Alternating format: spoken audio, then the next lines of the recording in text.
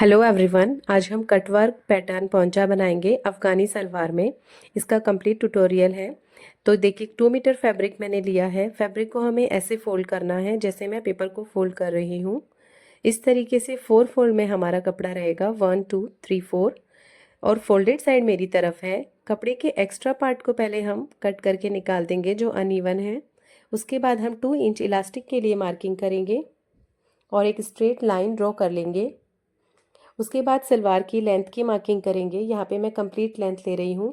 मोरी हम यहाँ पे डबल लेंगे, तो यहाँ पे मैंने 14 इंच मोरी ली है क्योंकि अफ़गानी सलवार में नीचे गैदर्स बनती है। यहाँ पे क्रॉच लेंथ 13 इंच और विड्थ 3 इंच ली है। और उसके बाद हम इस तरह स्ट्रेट लाइन बना देंगे और कर्व स्केल की हेल्प से राउंड शेप दे देंगे। अब यहाँ से इस कॉर्नर से लेके नीचे जो मोहरी का मार्किंग हमने किया है वहाँ तक हम स्केल रखेंगे। अगर कर्व स्केल ना हो तो आप इंच टेप को भी रख के ये मार्किंग कर सकते हैं। उसके बाद हम कटवर्क पैटर्न पोंचा बनाएंगे, जिसके लिए मैंने इस तरीके से ये बुकरम पट्टी ली है, या इसको बेल्ट रोल बोल सकते हैं। ये मार्केट में अवेलेबल होती है इस तरह की बेल्ट रोल। तो 1/2 इंच पे पहले मार्किंग करके स्ट्रेट लाइन बना लेनी है। उसके बाद हमें ढक्कन की हेल्प से हाफ सर्किल बनाने हैं। सारे हाफ सर्किल एकदम समान दूरी पे रख रख के सेम साइज़ के ही हमें बनाने हैं, ऊपर नीचे नहीं करना है। अब हम इन सर्किल्स को इस तरीके से धीरे धीरे छोटे छोटे कट्स लगाते हुए कट करेंगे। कैंची को ज़्यादा नहीं खोलना है, अदरवाइज़ कॉर्नर कट हो जाएगा। तो बिल्कुल ध्यान से इसकी कटिंग करनी है।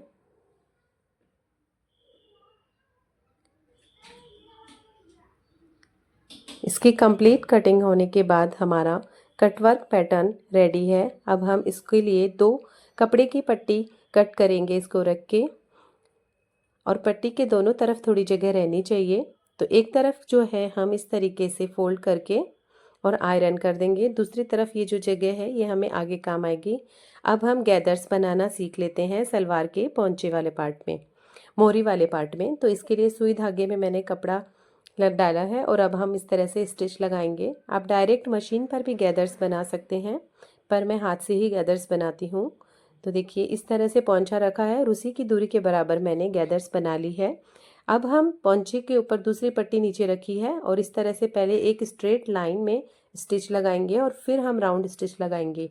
पहले स्ट्रेट स्टिच लगाने से हमारी जो बुकरम पट्टी है वो हिलेगी नहीं और एकदम स्थिर रहेगी।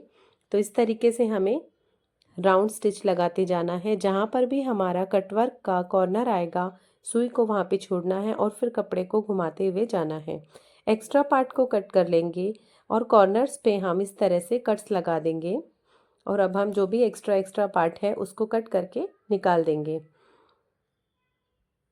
इस तरीके से पोंचा हमारा रेडी है। उसको हम इस तरह से टर्न करेंगे। टर्न करने के बाद उसको अच्छे से आयरन करके सेट कर लेंगे।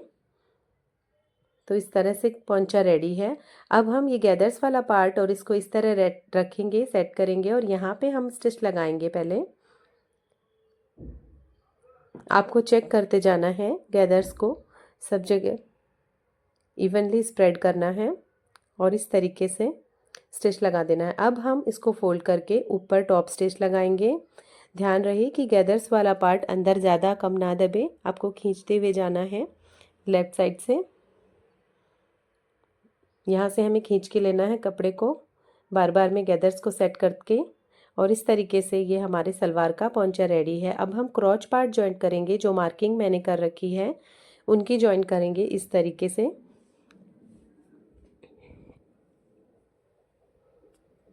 दोनों क्रॉच पार्ट जॉइंट होने के बाद हम सलवार को ऐसे रखेंगे और इस तरीके से इसके पैर वाली साइड पे सिलाई लगाएंगे और ऊपर से बेल्ट को फोल्ड करके आयरन करके एक गाइडलाइन बना लेंगे, जिससे हमें बेल्ट बनाने में आसानी होगी।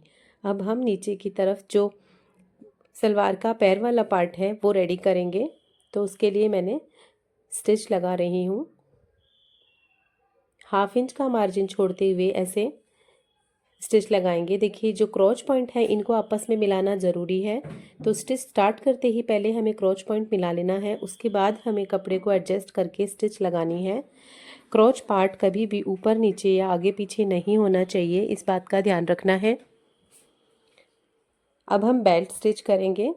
बेल्ट को हम जो फोल्ड किया था हमने उसी के हिसाब से स्टिच करते जाना है, आधा आधा इंच अंदर की तरफ दबा के और फोल्ड करके स्टिच लगाते हुए जाना है। अगर बिगनर है तो पहले पिन अप कर लें और उसके बाद स्टिच करें। यहाँ पे थोड़ी सी जगह मैं खाली छोड़ दूंगी जिसमें इलास्टिक इंसर्ट करेंगे। अब इलास्टिक के हमें लंबाई इस हिसाब से लेनी है कि हमारी जो राउंड वेस्ट होगी उससे 6 इंच कम हमें इलास्टिक लेना है। तो यहाँ पे मैं 32 इंच का इलास्टिक ले रही हूँ। आपकी जो भी वेस्ट साइज होगी उससे 6 इंच कम हमें इलास्टिक लेना है। यहाँ पे हम स्टिच करेंगे इलास्टिक को। अब हम इस इलास्टिक पे एक स्ट्रेट में स्टिच और लगा देंगे जिससे ये सेट रहेगा। अब हम जो खुली जगह है वहाँ पे स्टिच लगाएंगे। अब इलास्टिक हमारा फोल्ड ना हो, घूमे नहीं, जिसके लिए हमें इलास्टिक को से खींच के और सलवार के टॉप पे एक टॉप स्टिच लगानी है जिससे कि इलास्टिक अंदर की तरफ फोल्ड नहीं होगा और सेट रहेगा। तो इस तरह से ये है हमारी सलवार का final look. Thank you for watching.